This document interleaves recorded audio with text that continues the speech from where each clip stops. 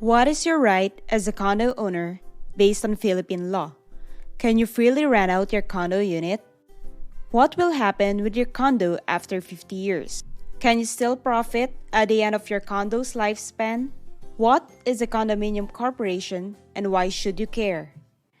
This is broker Chris Rania, and I'm going to answer these questions as we discuss condo ownership in the Philippines.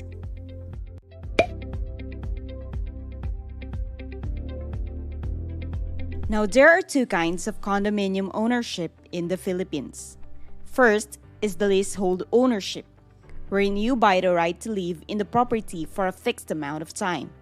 Usually, this contract is around 25 to 50 years. When your contract expires, you can either extend the lease or return the property to the landowner. The second type of ownership is freehold ownership, wherein you, as an owner, own a condo in perpetuity. You can live in it for as long as you want, and when you pass away, your kids or legal heirs will inherit it. In the Philippines, most developers offer condos with freehold ownership. Some of these property developers are SMDC, Ayala Land, DMCI, and Century Properties. The freehold ownership of a condominium is evidenced by the Condominium Certificate of Title, short for CCT. It is a document that proves you own the condo unit. It contains information about a unit's location, its floor number and unit number, how big it is, and who owns it.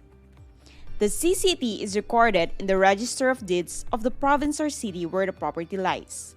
You will get your CCT once you have fully paid your condo unit. If you take out a loan to pay for it, the bank will use the title as collateral. Now, who can buy condominiums in the Philippines? Filipino citizens, corporations, and foreigners are allowed to purchase and acquire condominium units. Foreigners are allowed to buy condos in the Philippines provided that foreign ownership of the given condo project does not exceed 40%. Why? Because the law states that foreigners are only allowed to own 40% of a condo project's total and outstanding capital stock. According to Condominium Act and the Corporation Code provisions, the developer shall form and organize a condominium corporation, and condo owners will automatically be a member or a shareholder of the corporation. One of the corporation's purposes is to hold the title of the common areas and the land of the condo project. And being a part of it, in essence, you are a co-owner of the condominium's common areas and the land. And as a co-owner, you have a say in decisions on what to do with it. For example, you may vote for the sale of the entire condo project in the future. And if the majority voted yes, then all proceeds will be divided among the members or shareholders. This is one of the beauties of condo investing. Besides having absolute ownership of your condo unit, you will have an appropriate share of being a member or shareholder. Your percentage share may be based on the number of units that you have. For example, you have 2 units, therefore you have 2 shares. Or it could be based on the total floor area of all your units. Now, can you sell your condo unit? According to Condominium Act of the Philippines, you have the absolute right to sell or dispose your condominium unit. But when you do, you're not only transferring the condo ownership, but also your membership in a corporation.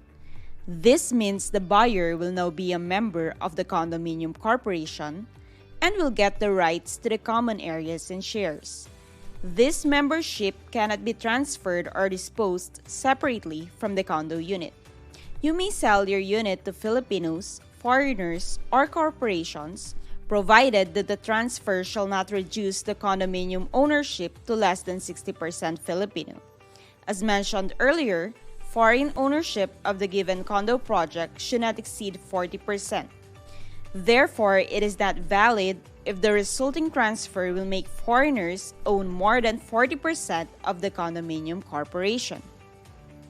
Also, the law says that you have the right to mortgage, pledge, or encumber your condo unit. For example, if you want to borrow money from someone, you can use your condo as collateral for the loan. You can also have it appraised independently of the other owner's condo. Lastly, you can renovate your unit as long as renovations are done within the boundaries of your unit, meaning you can paint, tile, refinish, and decorate the inner surfaces of the walls, ceilings, floors, windows, and doors bounding of your condo. This is important, especially if you want to lease out your condo unit, because the rental rate may vary based on how much you furnish your unit. Now, with regards to renting your unit, so far renting out your condo through a home sharing platform such as Airbnb is legal in the Philippines, and many are doing it right now. Currently, condo units that are leased in Metro Manila can go between 1,000 to 4,000 pesos per day, depending on the location and the unit size area.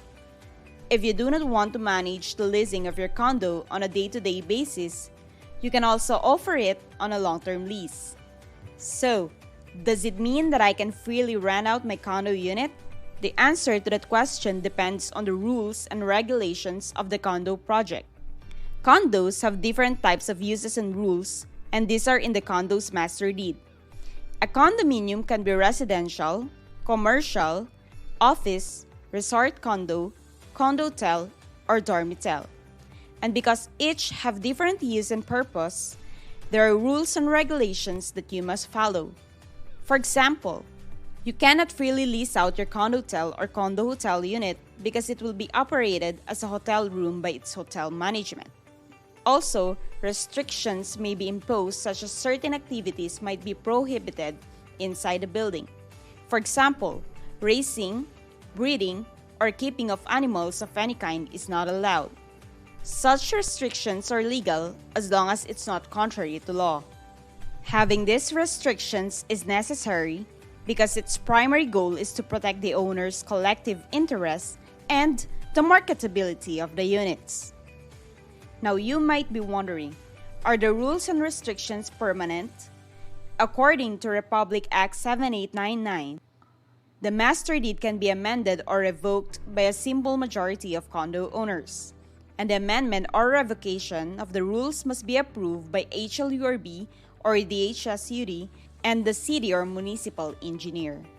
Another power of condo owners is that you can vote for how the condominium is being managed, because Condominium Corporation also serves as the condo's management body.